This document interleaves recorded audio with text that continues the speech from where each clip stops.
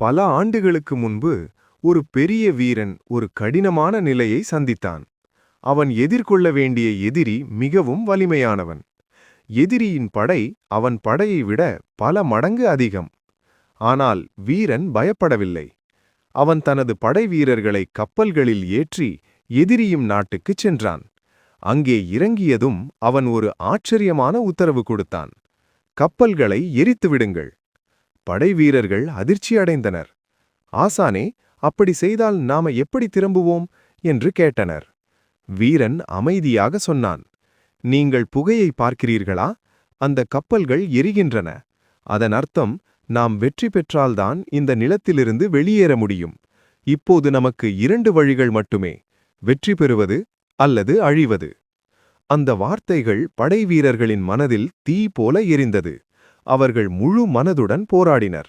முடிவில் அவர்கள் வெற்றி பெற்றனர். கதையின் நெறி: வெற்றி பெற விரும்பும் ஒருவர் தன்னை தடிக்கிற விஷயங்களை வெட்டி எறிய தயாராக வேண்டும். உண்மையான முடிவு என்பது மற்ற எல்லா வழிகளையும் துண்டித்து ஒரே பாதையை